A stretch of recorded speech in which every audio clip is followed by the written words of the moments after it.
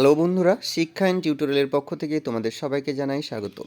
আজকে আমি শুরু করব উচ্চ মাধ্যমিক 2024-25 শিক্ষাবর্ষে ডাব্লিউবিটি টেস্ট পেপারের ভূগোল বিষয়ের প্রশ্নোত্তর নিয়ে। ভূগোলের যে সেটটি করব সেট নাম্বার 10, এই সেটে সমস্ত এমসিকিউ এবং এসিকিউ প্রশ্নোত্তরগুলো করে দিয়েছি।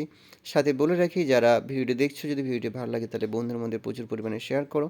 আর যদি তোমরা আমাদের চ্যানেল নতুন হও তাহলে অবশ্যই চ্যানেলটি সাবস্ক্রাইব করে আমাদের সাথে যুক্ত থেকো।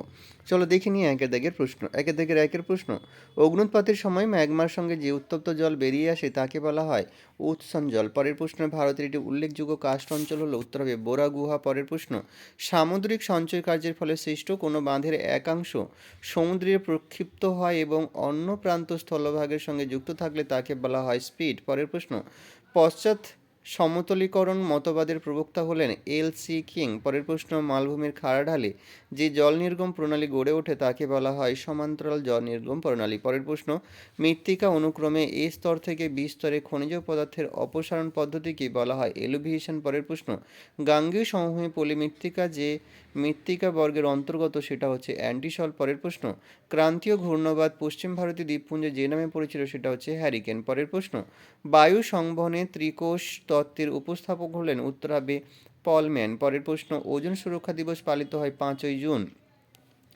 পরের প্রশ্ন, পৃথিবী বিলুপ্ত, বিপন্ন ইত্যাদি উদ্ভিদ ও প্রাণীর তালিকা প্রকাশ করে যে সংস্থা সেটা হচ্ছে IUCN। পরের প্রশ্ন, বর্ষাকালে জলাধার থেকে অতিরিক্ত জল ছাড়ার ফলে সৃষ্ট বন্যা হলো একটি আধা প্রাকৃতিক বিপর্যয়।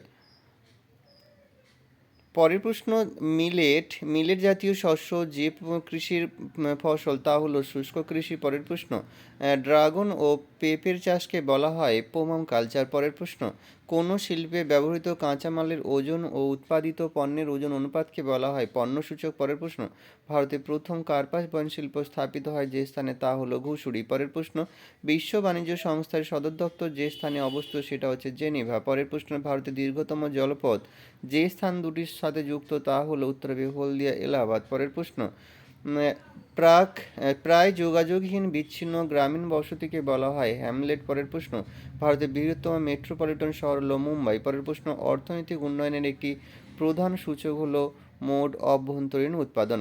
এবারে আমরা দুই দাগের এসিকিউ প্রশ্ন উত্তরগুলো দেখব। দুই দাগের একের প্রশ্ন, বহির্জাত প্রক্রিয়া বলতে কি বোঝো? বহির্জাত শক্তি সমূহ যে পদ্ধতি ভূপৃষ্ঠে ও উপপৃষ্ঠকে ক্ষয়, বহন ও সঞ্চয় কাজের মাধ্যমে নগ্ন বা পরিবর্তিত করে সেই পদ্ধতিকে বলা হয় বহির্জাত প্রক্রিয়া। পরের প্রশ্ন, গিজার কি?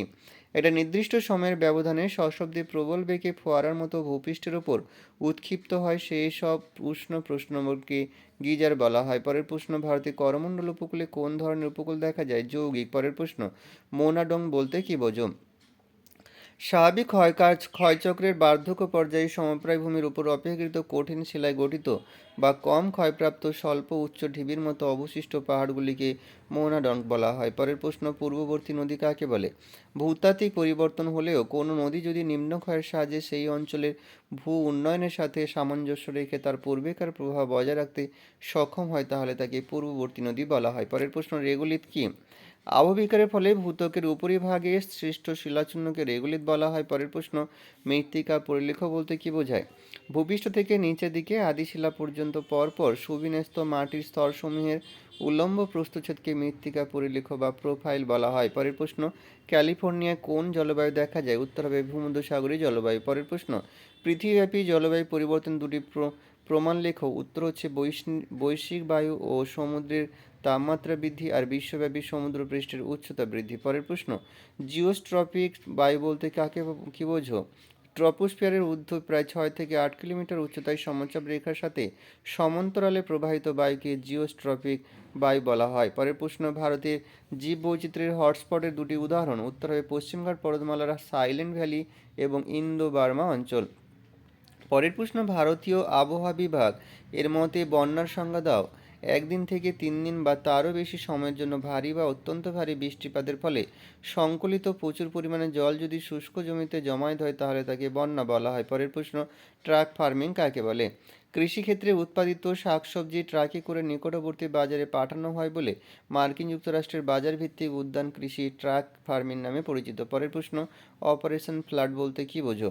1974 খ্রিস্টাব্দে ভারত সরকার গঠিত ন্যাশনাল ডেয়ারি ডেভেলপমেন্ট কর্পোরেশনের সাহায্যে দুধ উৎপাদক সমবায় সংস্থার মাধ্যমে ভারতে দুধ উৎপাদনে যে অভাবনীয় অগ্রগতি দেখা যায় তাকেই বলা হয় শ্বেত বিপ্লব বা অপারেশন অপারেশন ফ্লাড। পরের প্রশ্ন, শিল্প স্থানিকতার ন্যূনতম ব্যয় তত্ত্বের প্রবক্তা কে? উত্তর হবে আলফ্রেড ওয়েবার। পরের প্রশ্ন, ব্রেক অফ বাল্ক পয়েন্ট কি?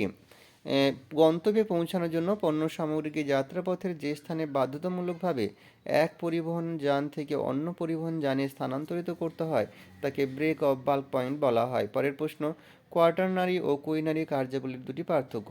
পরিষেবা ক্ষেত্রে কোয়াটারনারি চতুর্থ স্তর এবং কুইনারি পঞ্চম স্তর। কোয়াটারনারি কর্মীদের সাদা পোশাক কর্মজীবী এবং কুইনারি কর্মীদের সোনালী পোশাক কর্মজীবী বলা হয়। পরের প্রশ্ন, বয়লিঙ্গ অনুপাতের সূত্র মোট নারীর সংখ্যা বাই মোট পুরুষের সংখ্যা ইন্টু 1000। পরের প্রশ্ন, পৌরপুঞ্জের সংজ্ঞা। পাশাপাশি অবস্থিত কয়েকটি পৌর অঞ্চল পরস্পরের সাথে যুক্ত হয়ে বহুদূর বিস্তৃত যে বৃহৎ আকৃতির পৌর অঞ্চল সৃষ্টি করে এবং ওই অঞ্চলের জনসংখ্যা 10 লক্ষের অধিক হলে সেই অঞ্চলকে পৌরপুঞ্জ বা কনারবেশন বলা হয়। পরের প্রশ্ন, ভারতের পরিকল্পনা অঞ্চলের জনক কাকে বলা হয়? প্রশান্তচন্দ্র মহালনবিশ। পরের প্রশ্ন, ছত্তিশগড়ের লৌহ ইস্পাত শিল্পকেন্দ্রের নাম লেখো। উত্তর হবে ভিলাই। এখানেই শেষ করলাম। তো সবাই ভালো থেকো, পরীক্ষার আগাম শুভেচ্ছা রইল।